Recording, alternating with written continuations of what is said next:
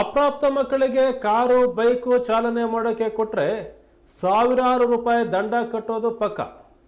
ಇದಕ್ಕೆ ಪೂರಕವಾಗುವಂಥ ಘಟನೆ ಶಿವಮೊಗ್ಗ ನಗರದಲ್ಲಿ ನಡೆದಿದೆ. ಏಪ್ರಿಲ್ 7ರಂದು ಟ್ರಾಫಿಕ್ ಪೊಲೀಸರು ಸಿಪಿಐ ಸಂತೋಷ್ ಕುಮಾರ್ ಅವರ ನೇತೃತ್ವದಲ್ಲಿ ಶಿವಮೊಗ್ಗ ನಗರದ ಅಮೀರ್ ಅಹಮದ್ ಸರ್ಕಲ್ ಬಳಿ ತಪಾಸಣೆ ನಡೆಸ್ತಾ ಇದ್ರು. ಆ ವೇಳೆ ಒಬ್ಬ ಬಾಲಕ ವೋಕ್ಸ್ ವ್ಯಾಗನ್ ಕಾರು ಚಾಲನೆ ಮಾಡ್ಕೊಂಡು ಬರ್ತಾ ಇದ್ದ. ವಿಚಾರಣೆ ನಡೆಸಿದಾಗ ಅಪ್ರಾಪ್ತ ಅಂತ ಗೊತ್ತಾಗಿದೆ. ಪೊಲೀಸರು ಪ್ರಕರಣ ದಾಖಲಿಸಿದರು. ಸದ್ಯ ನ್ಯಾಯಾಲಯದಲ್ಲಿ ವಿಚಾರಣೆ ನಡೆದು ವಾಹನ ಮಾಲೀಕನಿಗೆ 25,000 ರೂಪಾಯಿ ದಂಡ ವಿಧಿಸಲಾಗಿದೆ.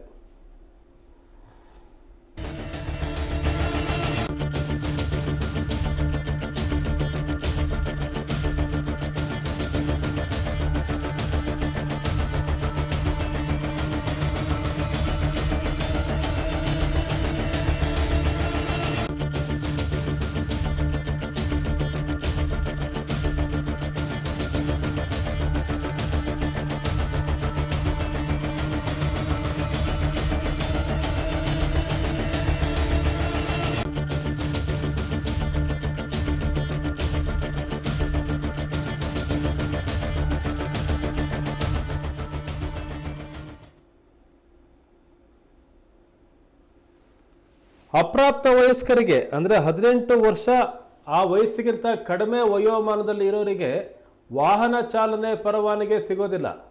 LLR ಸಿಗುತ್ತೆ, ಲರ್ನಿಂಗ್ ಲೈಸೆನ್ಸ್ ಸಿಗುತ್ತೆ. ಅಂದರೆ 17 ವರ್ಷ ನಂತರ ಲರ್ನಿಂಗ್ ಲೈಸೆನ್ಸ್ ಸಿಗುತ್ತೆ, 16 ವರ್ಷದ ನಂತರ. ಆದರೆ ವಾಹನ ಚಾಲನಾ ಪರವಾನಗಿ ಸಿಗೋದಿಲ್ಲ.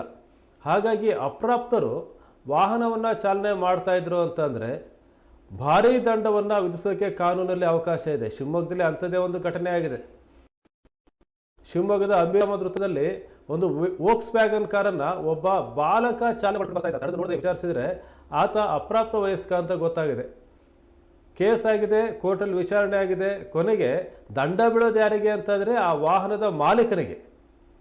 ನ್ಯಾಯಾಲಯ 25,000 ರೂಪಾಯಿ ದಂಡ ವಿಧಿಸಿದೆ ವಾಹನ ಮಾಲೀಕನಿಗೆ.